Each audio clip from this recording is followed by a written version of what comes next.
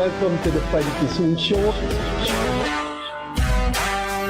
All I'm saying, next time, break the evidence. All you do, you come here, corruption.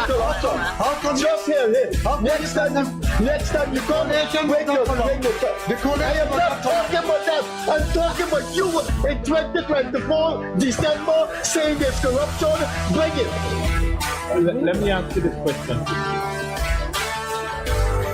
I would like to ask the AG to propose legislation for what we call small claims court.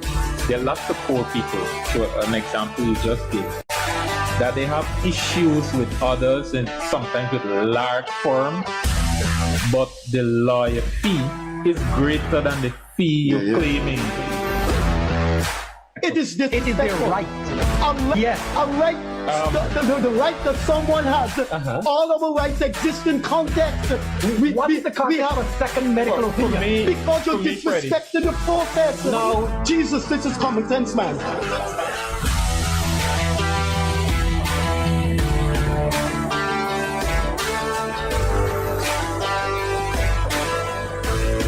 Any situation which you seem to do, you're just dealing with Afro Guyanese issues.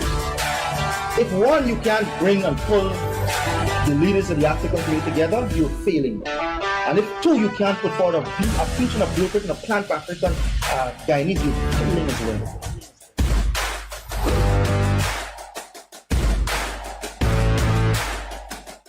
Pleasant Wednesday evening to you. This is the Freddie Kissoon Show. I wanted our guest to be the first interview program for 2026. So I said to him, I'm giving you a fait accompli, the French word meaning you have no scope for saying no. And knowing him and our long relationship, he said yes. So I'm glad he is our first guest for 2026. There are three persons who are genuinely regarded inside and outside of Guyana as the PPP. They are the PPP are they. And that is Dr. Mohamed Ali, the President of Guyana, the Vice President, Babajad Dio, and the Attorney General, Anil Nandlall. Before we get into the interview, I'd like to remind our viewers, what I said 3.5 years ago when I started this program. I want to leave facts that when the history of Guyana is being written, when our history is being written, these programs would be put in the hands of the researchers. And based on that, I'd like to give to you, our viewers, a very piece of important fact that will remain forever in our history. On the Saturday of the Monday of the 2020 election, on that Saturday, GCOM had decided that they would declare the election results and Mr. Granger would be sworn in. That's a Saturday of the Monday. The day before the Saturday, the Friday, Anil Nandlall got an injunction from the court stopping GCOM from declaring the election results. When it was time for the declaration, the chairman of GCOM, Frederick Kissoon, said, I'm an officer of the court. I cannot de-recognize a court order. That was the beginning of the end of the people who wanted to stay in power in 2020. That amazing, that perhaps beautiful fact we owe to Anil Nandlall. The PPP leadership and democracy in Guyana owe Anil Nandlall an unpayable debt. If it wasn't for that Friday afternoon and the securing of that injunction by Anil Nandlall, I would not have been here. Anil Nandlall would not have been here. I don't know where Guyana would have been. I hope these few words get into our history books. With that in mind, I would now like to introduce you on behalf of my co-host, the Attorney General, Minister of Legal Affairs, and one of the long-standing leaders of the PPP, the Honorable Anil Nandlall. Thanks for being here, Protocol. You can stretch over there. You're tall enough to shake your hand. I want to start with 2025, and I'd like to have your thoughts because, as I said before, these things go into the history books. What are your thoughts on what happened with the PNC, 12 seats, and the acquisition of 15 seats by Win? What happened in that election to cause that kind of twisted results? So Freddie and Leonard, thank you very much for inviting me to be part of your program. And let me apologize in advance for the many invitations that were extended to me, which I did not get an opportunity to accept and be part of previous discussions. I want to also register my gratitude for the very flattering opening remarks that you have made. And I want it's factual. And I want to congratulate the both of you for doing a remarkable job in this program. You don't have an idea how many people look at this program, they look forward to this program, they respect your analysis, and they are guided by the many schools of thought expressed on this program. And I speak not only in relation to the viewing public in Guyana, but right across the Guyanese diaspora. So please continue this job, and I wish you all the best going forward. So 2025, and how do I account for essentially election results? Let's begin with the PNC, as you have identified them as the main architect to which I must speak.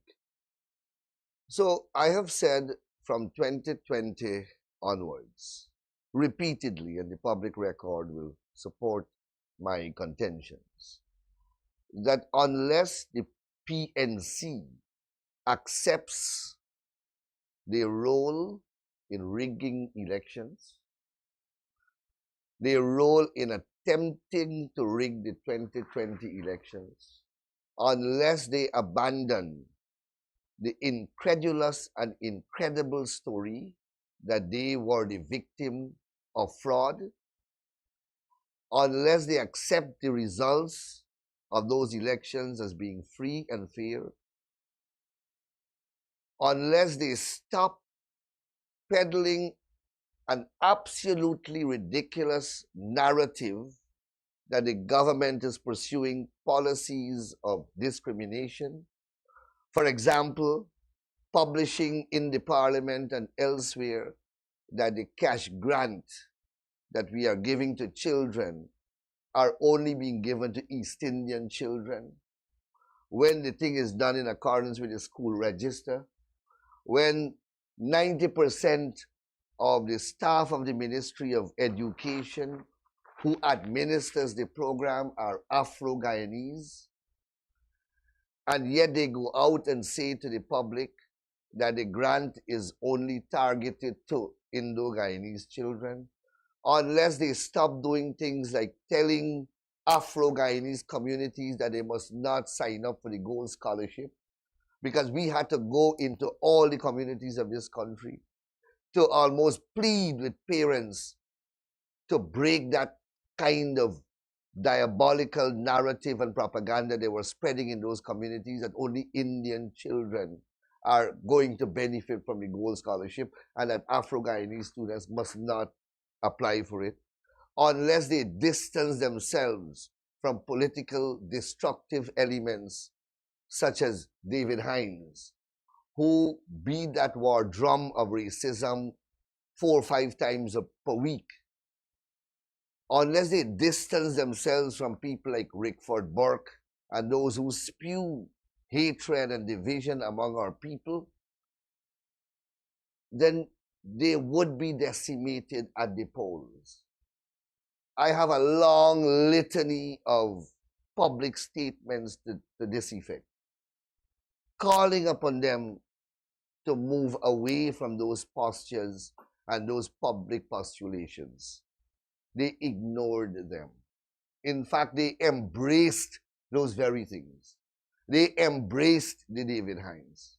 They continue to speak about this narrative with even greater confidence and greater purported veracity, these things about the PPP were trying to rig the elections, they became an absolutely irrelevant and incredulous political force.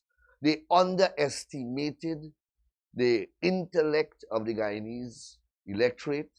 They underestimated the exposure to which Guyanese currently enjoy. They relied absolutely on race and on their traditional base, hoping that race will triumph over reason. And throughout that period, the PPP was speaking a message of unity. The PPP took active and decisive steps to embrace a wider electorate. The PPP took active steps to dismantle institutional rumors that it had a bogeyman at Freedom House that would harm Afro-Guyanese if they go up to a particular floor in the building. These racial myths that were perpetuated for decades, the PPP leadership took a decisive position that we are going to actively work to dismantle these things. And we open our folds and we embrace a policy of national reconciliation, national unity. And we brought all the people together. We began the conversation and we followed it up by actions. We went into the non-traditional PPP communities. We sat with the people and we spoke with them in confidence. We spoke with them earnestly and honestly. And we started to work towards uniting. We started to work towards national unity. From the beginning to the end of my campaign during the 2025 elections, I publicly appealed in every single one of my public speeches. I publicly appealed for the electorate at the 2025 elections to break the chains of racial voting, break the backbone of divisive politics, and let us vote in unity, vote on issues, vote on policies, vote on programs. And in my respectful view, we were successful because we were able to make inroads, significant inroads in non-traditional areas. So much so, I said repeatedly that we would be vindicated and we would be adjudged whether we are wrong, whether we are successful or not in our work towards national unity if we are able to win the RDC of region number 4. I said that will be undisputed evidence that we have succeeded and that we have been able to move Guyana away from the backward politics of racial and ethnic polarization. And the results proved us right. So that is how I would account for the demise of the PNC. And that's how they lost. They moved from 31 seats to 12 seats. Now, the Win Party, in my respectful view, came in at an appropriate period in Guyana's history. Now, moving a bloc, an ethnic voting bloc, from one extreme to another is decades old, built on hereditary characteristics, built on family orientation, built on culture, built on a number of powerful, cohesive factors that shape the human mind. Is not an easy thing to do in one swoop. And while we succeeded tremendously, you had some who they couldn't find, after the arguments were put out, and they are intelligent people, they are educated people, they saw the PNC as not a valid option anymore. Because we were able to degut the PNC. We were able to show that they are not a viable force. Intellectually, they are not superior. They have not articulated a vision. The party itself was imploding. The right messages were not being sent. Even those within the hierarchy of the PNC were sending wrong signals. There was a great decline in confidence in the leadership of the party. The energy of the party was sapped as a result of internal conflicts and configurations. So all of that dented the PNC as an attractive political movement. And while we were able to shift some across the PPP, a lot were left there. And when political party became the beneficiary of a lot of our hard work, as well as the same time of the beneficiary of the unfolding or the collapse of the PNC. And a large movement of people went into that direction. And then, of course, Mr. Mohamed has his own unique way, to campaign. Political parties in Guyana have never used money as campaigning, as a campaigning tool. Yes, you use finance in having elaborate campaigns, mass rallies, a lot of posters, a lot of flags. You expend money in that regard.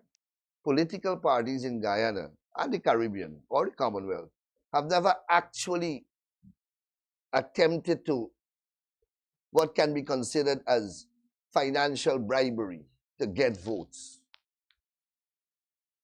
WIN openly did that, in particular in the Amerindian communities. WIN, for example, imported thousands of cell phones and distributed among the Amerindian communities. You have images of him sharing out $5,000 bills and thick wads of money in communities. And he did that throughout the country. No other political party has ever done that. And we have a population now, a floating population of about 20% of the overall population that fall prey to these things. The quick fix kind of thing. You had that. Mohamed had that. And Mohamed was able to create this allure, right? You know, this movie star kind of glamour. And young people are attracted to that. So that was another motivating factor. And then he did a lot of work. The family did a lot of work in charitable work in the community. So he took advantage of all these little things.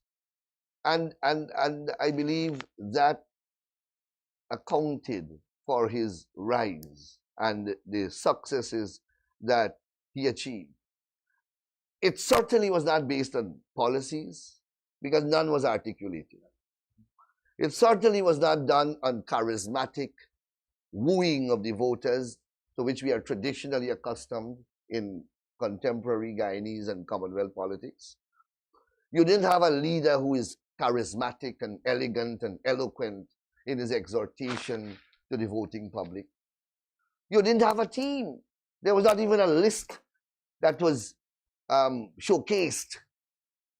You didn't even have a prime ministerial candidate up to the few days before the elections.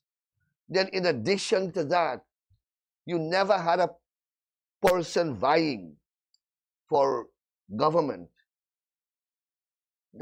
who was indicted for a series, well, at that time, likely to be indicted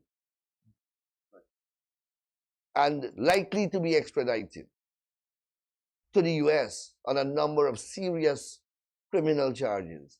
You never had a person who was the subject of international OFAC sanctions.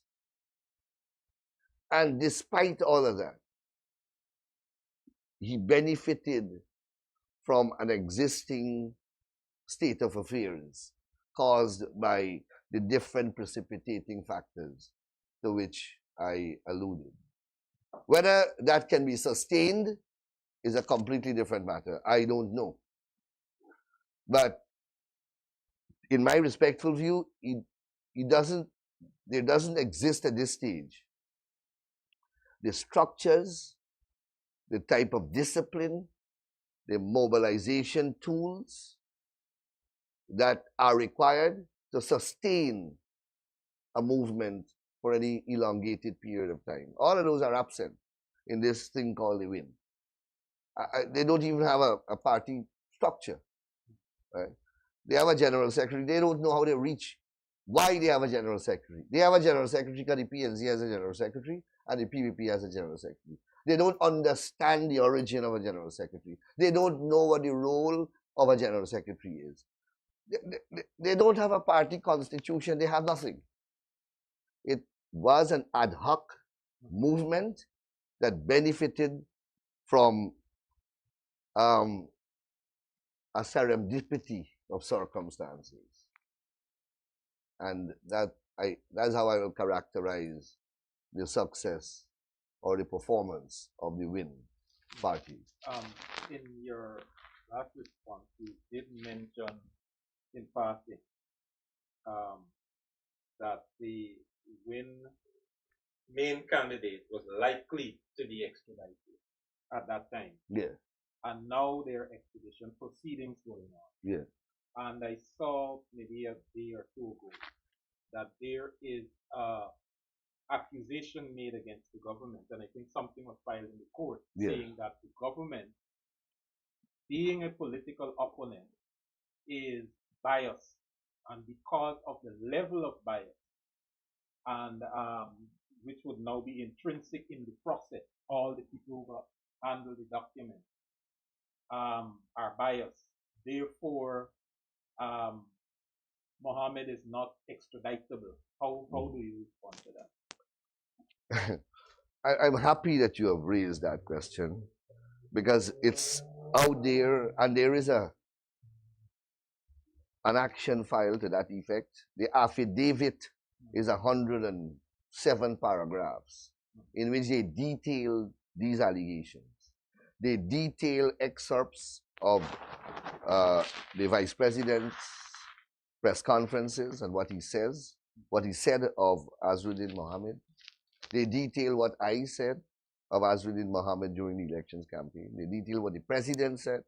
They detail what the Minister of Home Affairs said on the political campaign trail.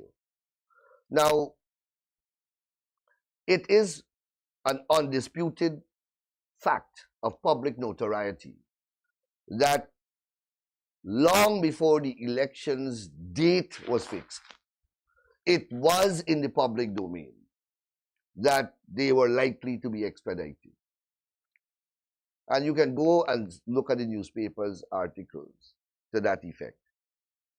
The OFAC sanctions came since 2024 June. At that time, election was not fixed.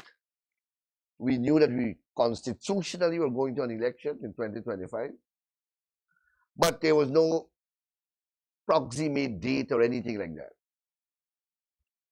When the OFAC sanctions were imposed, what was the status of the Mohamed family? By their own public admissions, they were supporters of the People's Progressive Party. In fact, the father was an elected councillor of an NDC on a PPP ticket. So that was their status. PPP supporters by their own admissions. In fact, they have gone as far as saying that they are financiers or war financiers of the PPP. So on the political divide, they were with the PPP. After the sanctions came, the government made a public statement or a series of public statements to say that the duty of the government is to protect the financial systems of Guyana and to protect Guyana from the consequences of these sanctions. The consequences of these sanctions are severe and they are listed in the sanctions themselves. One can only turn to Venezuela to look at the sanctions and the repercussions. And we began a process of disengagement as a government with the Mohammeds. They had relationships at the Gold Board, at the GGMC. They had contracts with the government. They had a license to operate a cambio under the central bank and other relationships. The government publicly stated that these relationships will have to be severed, and there were engagements to do so as seamlessly as possible. I believe that the Mohammeds felt, and they do feel, slighted that the PPP, their being supporters, should have defended them and stood with them, I suppose, at the expense of the national interest. We will never do such a thing. And we made that very clear. The investigations into the Mohammeds from the public records of the US began as early as 2009. Right? We're talking about 2025 elections. Raphael Trotman, the former Minister of Natural Resources, recently came on the public record and said as minister in 2015, he was informed by the US government that these people were under investigation. He made a statement to contradict GHK Lal, who was then the chairman of the Gold Board, who said he was unaware. And Trotman said that he could not have been unaware because Trotman as the minister received it and passed it down to the Gold Board. Right? These when you look at the offenses for which they are charged, the offenses have particulars. They deal with transactions. These transactions start from 2017, long before we got into government. And they go as late as 2024. Right? The point I am making is that this request comes from America, not from Guyana. All of these things happened long before we got into government. Fast forward to June 2025, when the election campaign was heating up. After the election date was announced, and I believe Parliament would have been dissolved, the Mohammeds made a decision to enter politics. Freddie used the word a fait accompli at the beginning of the program. It was already a fait accompli that they would be that they would be the subject of an extradition request. The sanctions had already been imposed. The point is, they were armed with the knowledge of an impending extradition request. They entered the political realm, knowing that what do you expect will happen during the election campaign when you are my opponent? Democracy promotes healthy competition for the votes. You think you are a political opponent and we will put you up as the Pope? We are going to throw every available thing that we have at you. We are going to speak about its sanctions. We are going to speak about your indictment in America. We are going to speak about your criminal record and your criminal antecedents. That's fair play in politics.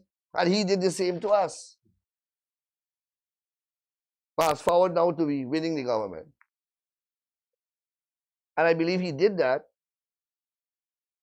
because he wants to get some benefit from being in politics in relation to the extradition. Fast forward, the extradition request came. And now extradition by its very nature is an act between two governments. It's an act between two executives. A government can delegate responsibilities under extradition law. A treaty is between two countries. The government of the country and the government of the other countries are the two main players in executing the treaty obligations. So when an extradition request comes, a government can divest itself of its obligations. So naturally the government has to act. And as I pointed out last night, no one can point to a documented instance of a request for extradition emanating from the United States of America in independent Guyana and a government saying no. A government not acceding to the request.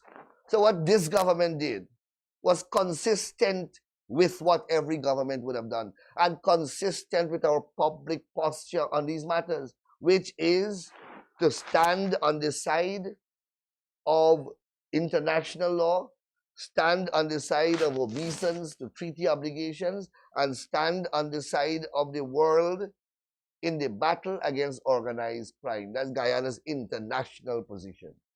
We are going to change that because a request comes in relation to the Mohammed. We are not going to do that. If the theory of Mohammed's case is right, then all a person has to do who is likely to be the subject of an extradition request or is the subject of an extradition request, to defeat that request, enter into politics, and then says, oh, the government is my political rival, and therefore they are automatically biased. And that bias disqualifies them from extraditing me. If that is taken to its logical conclusion, then politics becomes a safe refuge for criminals to evade the arms of justice of another country. Right? So that's how I'll answer that question. It can't have merit. If that argument has merit, then the law of extradition will collapse. A follow-up on the extradition thing. Why must Guyana obey? Or why is Guyana under a law created between UK and the US? And it is the foundation upon which the I forget the name of the act, the fugitive offenders. Why is that so? Almost every country in the world, Leonard, is the subject of an extradition treaty. That's international law. The Vienna Convention and a whole host of international instruments. The first extradition case took place 400 BC. Extradition is not a new thing. The Pharaoh of Egypt was the first government that made an extradition request. Extradition law is centuries old, and these treaties exist for centuries. That is how the Committee of Nations evolved. It's part of international cooperation. It's part of international law. It's part of a network that protects the world against organized crime, and it is centuries old. Now, the question you should ask me is why we have not updated the treaty.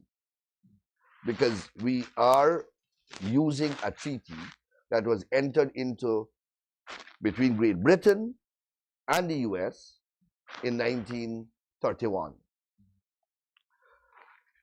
At one point in time, the question was whether that treaty is still in force. And that was adjudicated upon by our Court of Appeal. Chancellor George, current Chancellor George, her father was the Chancellor, and he was a great judge. And the lawyers involved also did a lot of research. And they were able to produce to the court letters by Prime Minister, Premier Forbes Burnham at the time. We had just become independent. And Burnham wrote to the United Nations Secretary General to say that Guyana will continue to be governed by and bound by all international agreements and treaties that had been entered into by Great Britain during colonial rule, and to which British Guyana was subject, right? And we continue that tradition up to now. Perhaps we should negotiate a new treaty, but nothing is wrong with the treaty that we have. Many countries are in our position, they're still using that 1931 treaty. That 1931 treaty was not in relation to Guyana alone. It was in relation to the British Commonwealth in 1931. And countries have moved beyond that and after independence, negotiate different treaties. But there's nothing legally wrong. But that's the historical evolution of how we arrived at where we are now in relation to the 1931 treaty. The president made reference to something that I'd like to hear your thoughts on. As a student of politics and philosophy, I find this thing obnoxious, and I'd like to have your views on it. And I have the support of the former president of Trinidad, Rowley, in which, in a moment of paroxysm of rage, he said, "We must get out. Trinidad must get out of the Privy Council." As one of, in my opinion, I taught you at UG. I think you're one of the most erudite lawyers this country produced, and the Caribbean produced. I don't flatter people, but from the time I saw you in tutorial at UG, I know you would have made a name for yourself, and I've written that several times. I'd like to have your deep thoughts as to why the CARICOM nations, with the exception of 3 or 4, are still part of the Privy Council. It's just for a post-colonial Caribbean man, AG. It grates my nerves. Freddie, it is a question that I have, well, rather, it is an issue that I have taken the opportunity to speak on whenever I travel in the Caribbean and the occasion presents itself. And my consistent call has been for the rest of the Caribbean to thank the Privy Council for the remarkable service that they have rendered to the Caribbean for several centuries as a final court, and to be part of the Caribbean Court of Justice. You spoke in your opening remarks about an order that was obtained the day before the declarations were being, in fact, the declarations were already made by Mingo when that order was obtained. And that order stopped DECOM from acting on the declaration, right? That case went, the essence of that case went all the way to the Caribbean Court of Justice. And if it was not for the Caribbean Court of Justice, I don't know where Guyana would have been today. Because the Court of Appeal of Guyana overruled all the decisions made in the High Court. The High Court made decisions in favor of the PPP. Let me put it that way, because we were the party, the litigant. And when we went to the court, we lost all. Imagine if that was the final court, and we could not have gone anywhere, where Guyana would have been today. Dr. Fenton Ramsahoi, whose photograph is on the wall there as Guyana's the first Guyanese Attorney General of the colony of British Guyana. Before that, we had British acting in that capacity or performing the functions of Attorney General of the colony. Fenton Ramsahoi said to me that when Burnham abolished appeals to the Privy Council in 1970, shortly after we became republic, he condemned Guyana to 100 years of backwardness. Right? Fenton Ramsahoi packed his bag and he left this country to go and live permanently in the Caribbean. In 2020, we would have celebrated about 50 of that 100 years. And had it not been for the CCJ that overturned decisions of the Guyana Court of Appeal, we would have been condemned to the other 50 years. Right? The Privy Council there being a court external of Guyana. The CCJ has replaced that. And the CCJ can showcase Guyana as its selling point. And the CCJ has ruled repeatedly in Guyana, Guyanese cases, against this government, against the previous government, or previous governments, upholding constitutional principles. And its decision can withstand scrutiny anywhere. The Privy Council has dealt with cross-dressing being unconstitutional. It has knocked down powers that the DPP has been exercising since independence as being unconstitutional. The point I am making is that one can't cite partisanship in the rulings coming out of the CCJ. There is a philosophy that guides those rulings. And it's a philosophy. Just now you made a mistake. It's the CCJ that ruled that cross-dressing is unconstitutional. Yes, what I said. The Privy Council. Sorry, the CCJ. The CCJ, right?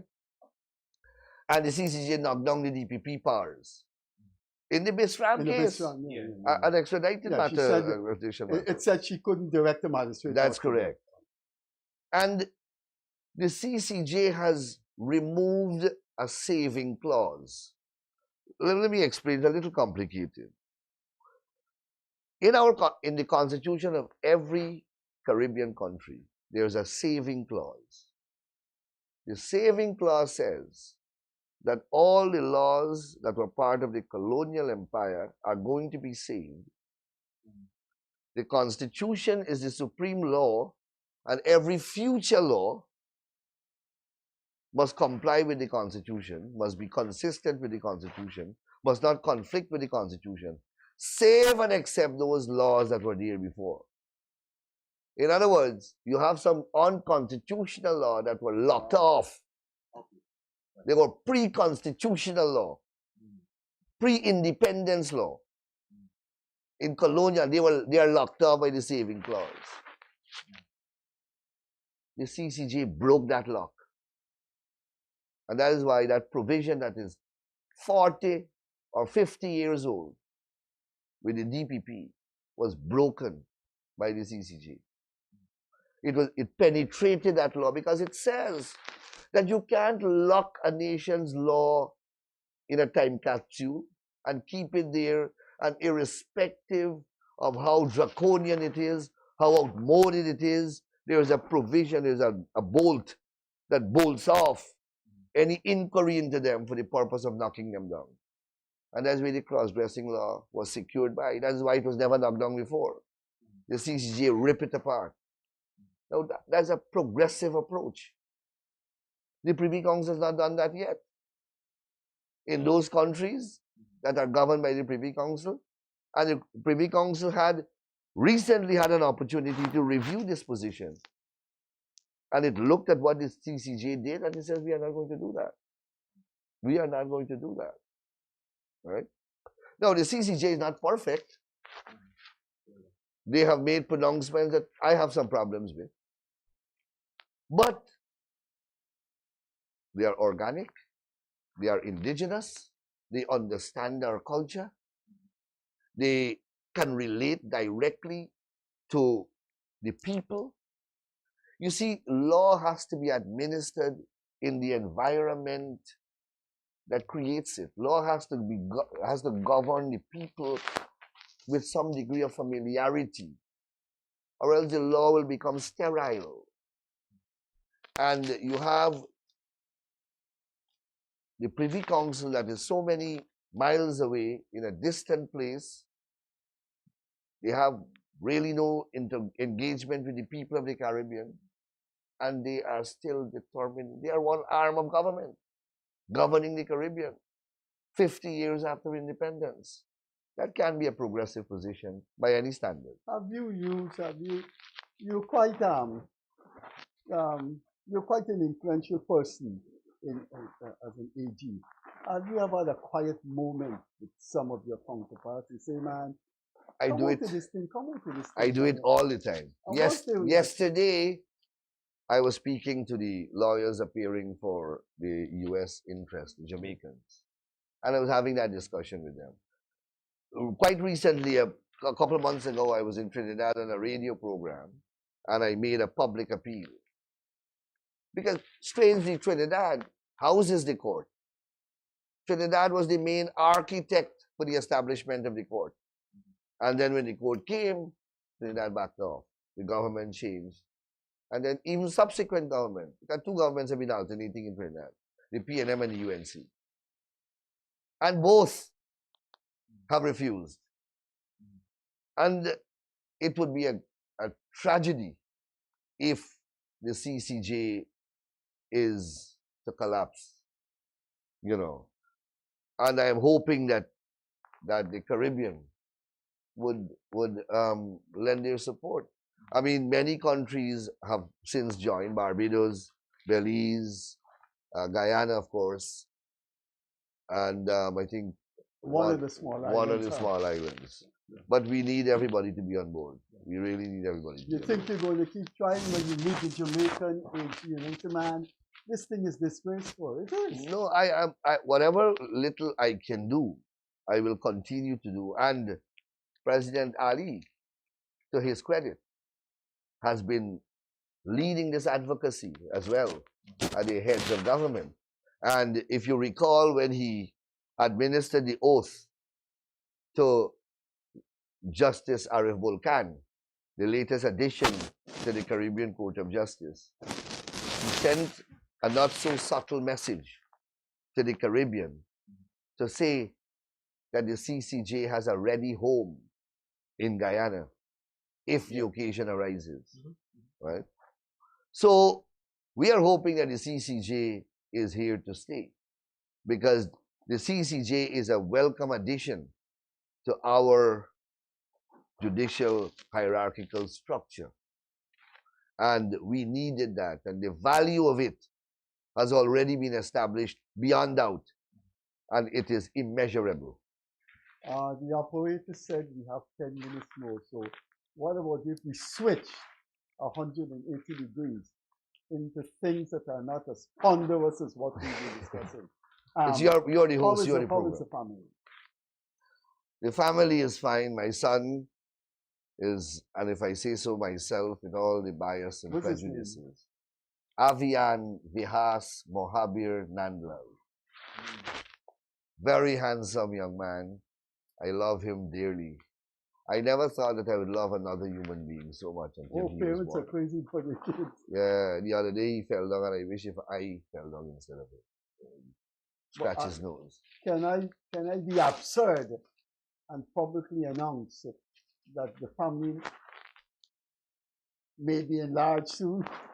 Well, I don't think you need to announce that. The mother took the liberty of taking out a photograph, and in her hand, she put the printout of the embryo. You know, you get that. No, it's a boy. The boy again. That's a boy. Of course, you're going to keep trying till you get the girl. Large families are happy families. Well, that's a consensual matter with another party. Yeah. And I need to consult before I. You have a name already? No, I don't have a name as yet. Since you're on light thing, do you prefer bowling or batting? Batting. But I do like to bowl, because I bowl like spin. If you're the batsman and the president is the bowler, 8 runs to go, last over, who wins the game? If you get stuck there, you don't normally get stuck. No, it depends. It depends on whether I'm able to demolish the bowling. I don't think the status of the bowler will affect my ability. Mhm. The quality of the ball, maybe. Okay. The quality of the bowling. So the president's team will win. Not necessarily. If the president team bowls well, they will win. If my President team... is the bowler and you're the batsman. Yeah, but I don't think the president would impose his presidentialism on a cricket match. What do you do? The AG's job is very, very fun. But you may be in court every day now with this thing. What do you do apart from being an obsessed father? What do you go out to the movies? When last you was Hard Rock Cafe eating? So, Freddie, the life of a politician in Guyana is rough. We don't stop working in the PVP, as you would see. Our ministers The phone and rings all the time. president is out there. And I tell people that, you know, Chelly Jagan was a great politician, but he lived in a particular age. Jagan never had a cell phone. Jagan did not have to deal with Facebook. He didn't have to deal with WhatsApp and all these things. You didn't have to deal with work. He didn't have to deal with all these things. The modern politician has to deal with all these things. And you have an extremely demanding electorate and constituency. And one that is reminding you how competitive it is and threatens you on a regular basis to go and vote for this one or go and call this one to do an interview. So you are actively involved in the streets, in the communities, to do political work on the weekend. From a social life, fortunately for me, Freddie, I have socialized a lot. And those who know me and looking at the program would know. I have had my fair share of those excursions to which you are referring. So I don't do it anymore, at least not with great regularity. And the important thing is that there's no urge in me to do that kind of thing anymore. I think I've exhausted that part of my life. I had enough of that. And now is to concentrate the little time that I get. Because remember, you have social political activities, social government activities. The president has functions on a regular basis. You have embassies that have functions. You have to go as part of your responsibilities. You have many, many functions of the government that you are required to attend. The little time that you get, you try to read law. You can't stop reading law. And you split that with your family. It's a very boring existence. We're going to come back to the likeness because I'm watching at something Burnham and Jagan didn't have access to that you have. But I'm going to tell the viewers what is that. Which piece of legislation you think that was in your heart, in your mind, and that's the one that is closer to your heart, that you have achieved? That's really difficult because there are several. The one, for example, simple. The simple ones are the most important ones. For example, the one that allows the unmarried woman to apply for letters of administration. She had all the rights that a married woman would have had if she had lived with the man continuously for 5 years prior to his death, except that she couldn't apply for letters of administration for his estate. She was entitled during his lifetime to half of his property, but entitled to 0 if he died. And that was a great lacuna in the law, which I was able to bridge. That has empowered thousands of women, tens of thousands of women. Another little piece of legislation, amendment that we did to impact positively the lives of people, is if you die, you had to get letters of administration to withdraw your money from the bank. And that letters of administration will cost you a lot of money. It would take a long time. You got to do the funeral. The family don't have any money. The money is in the bank, but the bank will not release the money. Or you may be owed by your employers. You may be entitled to some kind of insurance, but nobody will pay you unless you get this letters of administration. We changed the law to allow you to get X amount of money, and then you apply after that. That has impacted positively the lives of thousands of poor people. Two quick questions along the same line. Mhm. Which has to do with bail. Mhm. I raised it on one of our programs the other day.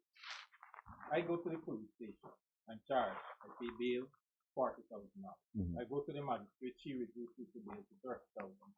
But I got to find that bail and I'm kept in custody for a bail that is lower than the police bail, which is the state bail. Can't we have a reform that says bail is transferable and police bail is transferable to court bail and court bail is transferable to fine? Is that possible? All right. So that's a neat, very nice question. So first of all, let me just explain that when you go to the police and they grant you bail, that bail is to ensure that you appear in the court. Yeah. When you go to the magistrate and you are granted bail, that is to ensure that you return to court on the next date to go to trial. So it's a different bail. It's not the same bail, Understood. right? Practically now, you were supposed to be able to take that bail receipt that you would have received at the police station right there to the policeman sitting there, and he supposed to have signed at the back, and you could have gone and then cashed that bail. But you're asking a very important question. Why, if it is the same system, the money is going in the same account, why the bail is not credited, right? The legislation currently does not permit that, but I am currently reviewing the Bail Act. The judiciary has identified certain things and they want me to correct, and that's something I certainly will consider. And these are the things, Freddie, that I like. But in this program and in all programs of this type, I want the input from the public. You see, the law is intended to regulate people. And it is important that the people themselves have a say in the laws that we are passing. Now, when I do consultations, it's sometimes very difficult to get consultation to the people who really matters. I do consultation organizationally, so you get a number of organizations that come. But the man who is directly affected, for whatever reason, he doesn't come forward. I don't get his views. But you have that opportunity, you speak to people, and if you can channel those things to me, right? And I like that engagement. I want to come that I want to you certain you speak to people. I live a very simple life, so I go in the supermarket. Yes, I know. I read all your articles. And I tell you this, from my practice, my activism out there is a general perception, very pervasive, very ubiquitous, that you're the next presidential contender. Are you preparing yourself for that, or it's too daunting what it will involve? But generally, people see you. I'm out there. It's you, Barra Jagdeo, and the president, and when people talk for the PPP. Do you think you're up to it? It's going to be one thing at a time. I've already contested elections internally in the People's Progressive Party for that post, the post of presidential candidate. So that answers the question.